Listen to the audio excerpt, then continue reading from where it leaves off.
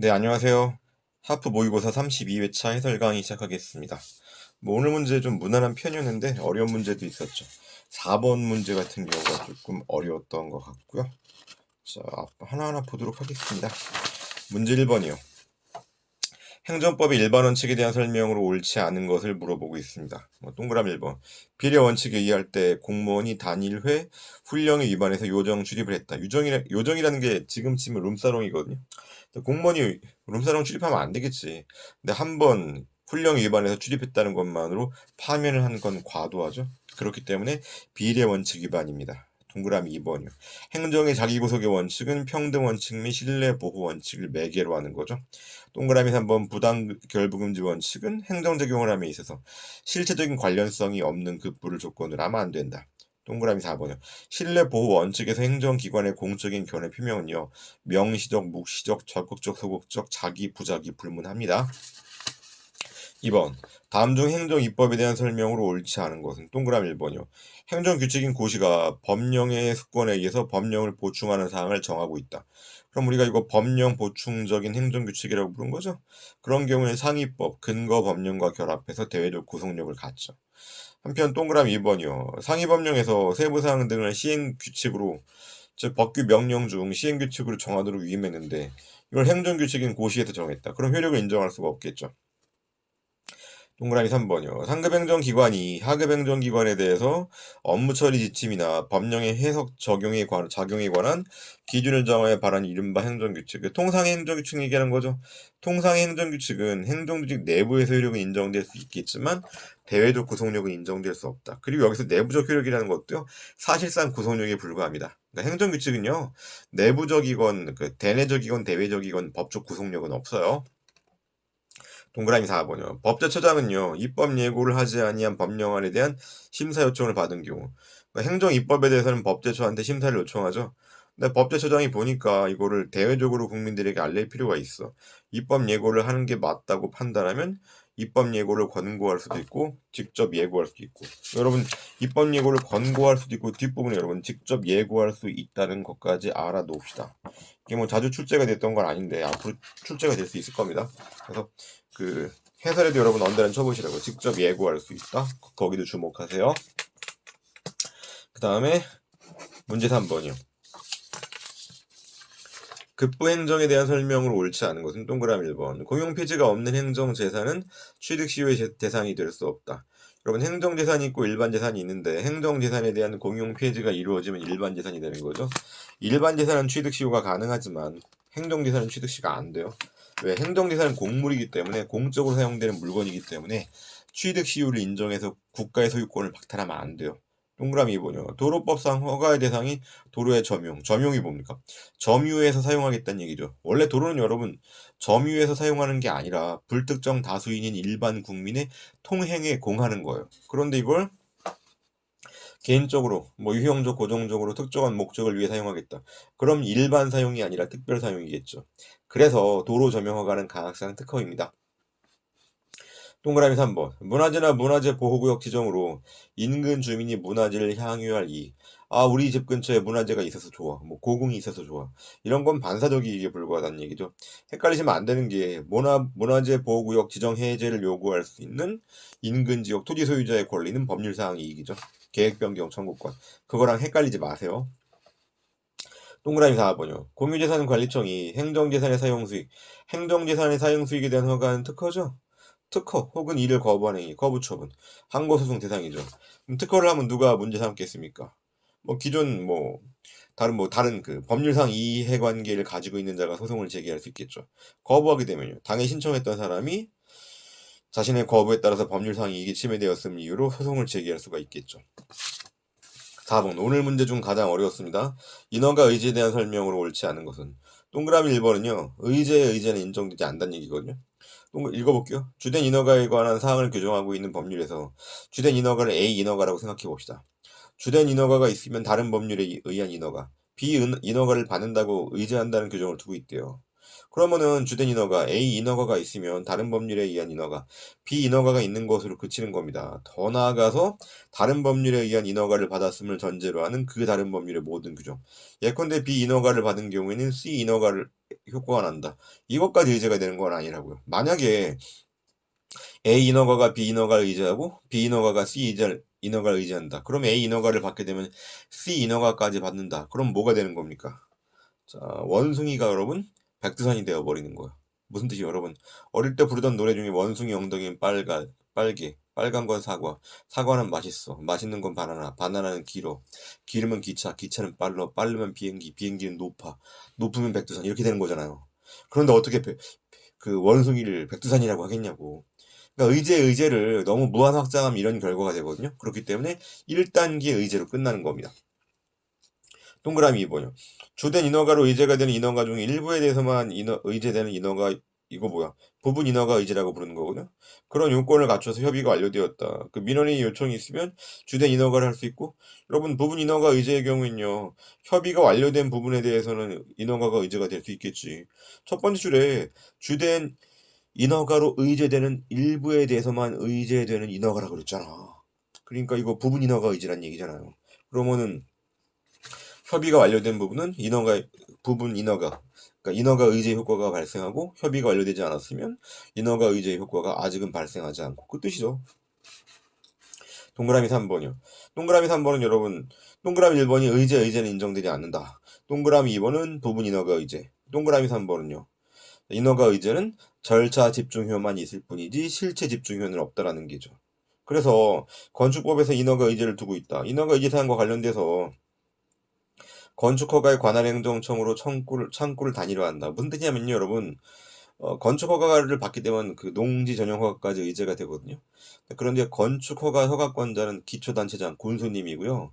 농지 전용 허가의 허가권자는 광역단체장, 도지사님이에요. 이런 경우에 두 군데 가라면 너무 힘들잖아. 그러니까 군수한테 신청하면 된다는 얘기예요. 그래서 두 번째 줄에 절차를 간소화해서 비용과 시간을 절감함으로써 국민의 권익을 보호하려는 것이지, 인허가 의제 관련 법률에 따른 각각의 인허가 요건에 관한 일체 심사를 배제하려는 것으로 볼 수는 없어요. 실체 인허가는 아니라고. 그렇기 때문에 군수님이 심사할 때 건축법상 요건뿐만 아니라 농지 전용 허가가 의제가 된다. 그러면 농지법상 요건까지 심사하라는 얘기입니다. 동그라미 4번이요. 주택 건설 사업 계획 승인에 대해서 의제된 인허가 위법함을 다투고자 한다. 그러니까 주된 인허가가 있고 종된 인허가가 있는데 나는 종된 인허가 때문에 피해를 받았대. 그러면 종된 인허가에 대한 취소 소송을 제기하는 거죠. 그래서 주택 건설 사업 계획 승인 처분, 주된 인허가의 취소를 구할 게 아니라 의제된 인허가의 취소를 구해야 된다. 이때 의제된 인허가는 주된 인허가인 주택건설사업계획 승인과는 별도의 항고소송 대상이 된다. 여러분 동그라미 4번과 헷갈리면 안 되는 거 뭡니까? 주된 인허가가 있게 되면 종된 인허가가 나오는데, 종된 인허가 요건을 충족하지 못했음을 이유로 주된 인허가를 거부했어. 그럼 이때 거부처분 취소소송 제기할 때는 뭘 대상으로 삼아야 돼요? 거부처분 취소소송 제기할 때는 주된 인허가 거부처분이 취소소송 대상이 되는 겁니다. 서로 다른 내용이니까 여러분들 헷갈리지 마세요. 노파심 때문에 하나 더 덧붙이면 여러분, 농지 전용 허가가 의제가 되는 건축 허가라고 생각해 보세요. 그런데 농지 전용 허가 요건을 구비하지 못했음을 이유로 건축 불허가 처분이 나왔어. 그러면 상대방은 건축 불허가 처분 취소 소송을 제기하라는 얘기예요. 이 정도 알려드렸으면 알아먹어야죠. 5번 보겠습니다. 다음 중 개인정보보호법에 대한 설명으로 옳지 않은 것은 동그라미 1번. 개인정보보호법상 개인정보는 살아있는 개인이죠. 인디비주얼. 그렇기 때문에 법인과 사자의 정보는 포함되지 않는 거죠. 여기 동그라미 1번에서 말하는 사자 한자 읽을 수 있어야 돼요. 라이온 얘기하는 게 아닙니다. 여기 사자라는 건 죽은 사람 얘기하는 겁니다. 동그라미 2번. 개인정보보호법은 공공기관이 아니라 민간에 의해 처리되는 정보도 보호 대상으로 하는 거죠. 개인정보보호법상 적용 대상은 누굽니까? 개인정보 처리자죠. 개인정보 처리자는 공공기관에 한정되지 않죠. 여러분들 다니는 학원, 메가스터디 학원도 개인정보 처리자예요. 동그라미 3번. 뭐 행정절차법에서도 사생활이나 경영상 또는 거래상의 비밀은 누설하면 안 된다는 등 개인정보 보호에 관한 규정이 있겠죠. 동그라미 4번이요. 정보 주체는 이거 31회차에서도 한 것 같은데 이제 슬슬 그 반복되는 질문이 나오기 시작하죠. 개인정보 처리자. 그래서 여러분 100회 하고 나면요. 그 뭐라 그럴까? 한 2회독, 3회독, 한 4회독 정도까지 4회독까지는 약간 오바고 2, 3회독 정도 그러니까 내용을 2, 3회독 정도 한 효과가 있습니다. 정보 주체는 개인정보 처리자가 개인정보보호법을 위반한 행위로 손해를 입으면 개인정보 처리자에게 손해배상을 청구할 수 있고 이때 개인정보 처리자는 저는 과실이 없습니다. 고의가 없습니다. 스스로를 입증할 책임이 있습니다. 이걸 증명책임 전환이라고 부르는 거죠. 100회까지 하면은 4회독 정도도 하겠다. 예. 6번이요. 행정벌에 대한 설명으로 옳지 않은 것은 동그라미 1번. 질서위반의 규제법은 과태료 부과에 대해서 이의가 제기되면 과태료 부과 처분은 효력을 상실한다. 그렇기 때문에 과태료 부과의 처분성이 인정 안 된다고 봐도 좋아요. 동그라미 2번. 질서위반의 규제법은 고의 또는 과실이 없는 질서위반 행위는 과태료를 부과할 수 없다고 규정하고 있어요. 여러분 행정벌, 행정형벌과 행정질서벌에 대해서는 고의 과실을 요구하잖아요. 요구하잖아요. 그 밖에 다른 제재는 고의 과실 불문입니다. 동그라미 3번. 과태료 재판은 판사가 하죠. 그런데 이걸 과태료 재판에 따른 과태료 징수에 대한 집행은 검사가 하는 겁니다. 그러니까 검사의 명령으로 집행하면, 그러니까 앞단이 틀린 겁니다. 동그라미 4번. 도로교통법상 통고처분 언더란치시고 세 번째 줄에 경찰서장의 직결심판 청구. 도로교통법상 통고처분도 범칙금 내면 더 이상 문제 안 삼겠다는 얘기죠. 이 의의가 있으면 안 내면 됩니다. 그럼 경찰서장이 직결심판 청구를 해서 형사재판으로 넘어가는 겁니다. 다른 통고처분은요, 행정청의 고발이라는 일반적인 표현을 쓰고 있죠. 그런데 도로교통법상 통고처분은 행정청의 고발이 아니라 뭐 비슷한 거긴 하지. 행정청의 고발과 유사한 경찰서장의 직결심판 청구입니다. 7번이요. 행정상 손해배상에 대한 설명으로 옳지 않은 것은 동그라미 1번 자기 책임설은 국가가 스스로 자기가 잘못했다는 얘기예요. 공무원의 직무상 행위의 위법 여부와 상관없이 국가가 자기 행위에 대해서 배상 책임을 진다. 무슨 뜻이냐면요. 국가가 공무원을 제대로 관리 감독 못한 거죠. 그게 자기 잘못이에요. 동그라미 2번이요. 법관의 재판에 법령의 규정을 따르지 않은 잘못이 있다는 것만으로 곧바로 재판상 직무행위가 위법한 행위로 되는 건 아닙니다. 만약 이렇게 보게 되면요. 1심 법원 판결이 2심 법원에 대해서 뒤집혀지면요. 2심 법원이 볼 때 1심 법원이 판단 잘못한 거죠. 그러면은 1심 법원의 재판에 대해서 국가배상 청구할 수 있다는 이상한 결과가 되거든요. 그래서 법관이 재판을 뭐 오류가 있다 이것만으로 곧바로 국가배상 청구가 인정되는 게 아니라 오늘 왜 이렇게 말을 더듬죠? 당의 법관, 판사에게 뭐 위법 또는 부당한 목적이 있다. 의도적으로 돈 받고 재판을 했다. 즉 판례는 위법 또는 부당한 목적이라는 표현을 쓰고 있어요. 그런 점이 인정될 경우에만 국가배상 책임이 있습니다. 동그라미 3번이요. 과실의 기준은 당의 공무원이 아니라 일반적인 공무원, 통상의 공무원이죠. 당의 직무를 담당하는 평균적인 공무원을 기준으로 한다. 그래서 과실의 객관화 경향이라고 불러요. 만약 여러분 과실의 주관화 그러면요. 당의 공무원을 기준으로 네가 할 수 있는 최선을 다했냐. 이렇게 보면 여러분 과실의 주관화로 가게 된 문제가 뭡니까? 어떤 슈퍼맨 같은 공무원이 있어. 자기는 100점 만점에 100점까지 할 수 있는데 이번에 95.5치밖에 안 했어. 그럼 과실이 있다는 이상한 결과가 되는 거죠. 한편 게을러 터지고 그 다음에 일 센스도 없고 그런 공무원이 있어. 이 사람은요. 남들은 100점 만점에 뭐 8, 90씩 하는데 나는 100점 만점에 60밖에 못해. 내가 100점 만점에 60밖에 못하는데 이번엔 진짜 열심히 해서 70까지 했어. 이건 과실이 없다가 되어버린다니까. 다른 공무원들은 80씩, 90씩 하는데. 과실의 판단은 객관적인 기준. 제가 보기 때 한 100점 만점에 한 85점 정도를 보면 될 것 같아요. 동그라미 4번이요. 손해는 법익 침해로 인한 모든 불이익을 말한다. 재산상, 비재산상, 적극적, 소극적 따지지 않습니다. 손실보상의 손실과 달라요. 손실보상의 손실은 원칙적으로 재산상 손실에 한정됩니다. 자, 8번. 재산권 보장과 손실보상에 대한 설명으로 옳은 것을 고르려. 공용수용은 공공필요에 부합하여 하므로 슬래시 하시면 앞단 맞죠? 뒷단 틀렸죠? 수용 등의 주체는 국가 등의 공적 기관에 한정하는 게 아니라 민간 사업자도 가능해. 여러분 울산에 가면 울산 그 바닷가 앞에 현대자동차, 그 다음에 현대중공업 공단 있죠. 현대그룹에서 조성한 거라니까. 그때 다 토지 수용했어요. 포항 가면 포스코가 제철단지 만들었죠. 그것도 포스코가 수용한 거라니까. 민간 사업자도 해당 민간 사업이 뭐 산업단지 조성이라든지 이렇게 공익성이 있다. 그러면 공용 수용이 가능하도록 규정할 수 있습니다. 법도 있어요. 산업단지 조성에 관한 법률이라고. 또 공용수용이 가능하도록 규정하고 있습니다. 자, 동그라미 2번이요. 공익사업 시행으로 인한 개발이익 뭡니까? 당해 사업으로 인한 집가 상승이죠. 이거는 여러분 손실보상의 대상이 아닙니다. 반면에 여러분 어떤 거 알고 있어요? 다른 사업으로 인한 집가 상승은 손실보상 대상이에요. 동그라미 3번. 공유수면 매립법상 간첩 사업의 시행으로 인한 관행어업권이 상실된 경우 간척 사업을 하게 되면요. 바다가 육지가 되는 거죠. 바다가 육지라면. 자, 그럼 어떻게 되는 겁니까? 그럼 더 이상 어업을 못 하는 거죠. 이런 경우에 어민들이 피해를 보죠. 손실보상 청구권 인정되는 건 많은데 간척 사업하겠다고 공유수면 매입 계획이 확정된 것만으로 손실이 발생한 건 아니에요. 두 번째 줄에 실질적이고 현실적인 피해는요. 실제로 공유수면 매립이 이루어진 경우죠. 그런 경우라야지 손실보상이 가능합니다. 인정됩니다. 동그라미 3번이요. 공익사업을 위한 토지 등의 취득 및 보상에 관한 법률에 따른 보상은 개인별 보상이 원칙이죠. 물건별 보상이 원칙이 아닙니다. 물건별 보상이 예외적으로 가능할 수는 있지만 원칙은 개인별 보상이에요. 9번. 항고소송의 대상 적격에 대한 판례 내용으로 옳지 않은 것을 동그라미 1번. 신청에 대한 거부가 있었다. 또 신청했는데 또 거부했다. 그럼 여러분 새로운 거부도 거기다 새로운 신청에 대한 거부는 새로운 거부 처분으로 보아서 새로 거부 처분 취소 소송을 제기할 수 있습니다.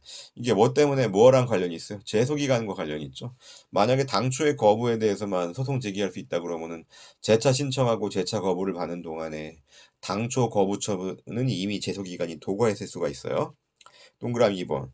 기존의 행정처분을 변경하는 후속처분이 종전처분의 유효를 전제로 종전처분의 유효를 전제 언제로 쳐볼게요. 그럼 종전처분이 여전히 남아있는 거죠. 그렇다면 종전처분이 여전히 항고소송의 대상이 되는 거죠. 반면에 여러분 기존의 행정처분은 완전히 바꾸는 내용이다. 그럼 기존의 행정처분이 상실되었다. 그러면 변경처분이 소송의 대상일 테고. 뭐 동그라미 3번은 감액경정, 증액경정에 대한 내용이고 감액경정의 경우에는 변경된 원처분이 소송의 대상이죠. 동그라미 4번. 지방정부청장이 복무기관을 정해서 공익근무원 소집 통지를 했는데 소집 대상자가 뭐 한 번만 밀어주세요. 출원 신청했단 얘기예요. 그랬더니 기일 연기한 다음 다시 공익근무원 소집 통지를 했어. 이거는 독립된 행정처분이 아니라 당초에 공익근무원 소집 통지의 연기에 불과한 거죠. 그러면 해당 대상자가 억울하다 소송 제기하려면요. 당초에 최초의 공익근무원 소집 통지에 대한 취소 소송을 제기해야 돼요. 10번이요. 행정소송법상 항고소송에 대한 설명으로 옳지 않은 건 동그라미 1번. 간접강제 결정에 대한 배상금은 재처분 지연에 대한 제재 혹은 손해배상이 아니에요. 여러분 만약에 재처분에 대한 지연에 대한 제재 또는 손해배상이면요. 의무 이행 기간을 도과한 다음에 재처분이 있었으면 그 경우에도 배상금을 추심해야 돼요. 그렇지 않다고. 심리적인 강제에 불과하기 때문에 늦게라도 의무 이행 기간이 도과되었더라도 재처분이 이행된 이상 더 이상은 배상금 추심이 안 된다는 내용. 그 내용과 연결해 놓으세요. 동그라미 2번. 행정청이 처분 등을 취소 변경함으로써 취소 청구가 각하 기각됐다. 각하 또는 기각되었다는 거 원고 패소죠. 하지만 원고가 잘못해서 패소받은 게 아니잖아. 이런 경우에는 승소한 피고가 소송 비용을 부담한다. 승소한 피고가 소송 비용 부담하는 거 하나 더 있죠? 사정 판결. 동그라미 3번이요. 무효등 확인 소송에는 취소 소송의 제소 기간에 관한 규정이 준용되지 않죠. 무효등 확인 소송에 준용 안 되는 거 무심 제기 접사죠. 그럼 제소 기간 관련된 규정 준용 안 되는 건 기입니다. 기. 동그라미 4번. 판례는 무효를 선언하는 의미의 취소 판결을 인정하고 있다. 뜻풀이하면 뭡니까? 하자가 무효 사유인데 취소 소송을 제기하는 것도 가능하다는 얘기죠. 다만 이때 취소 판결을 하려면 취소 소송의 요건은 구비했어야 되는 겁니다. 자, 이렇게 오늘 해설 강의 끝내고요. 잘 정리하시기 바랍니다. 네, 수고하셨습니다.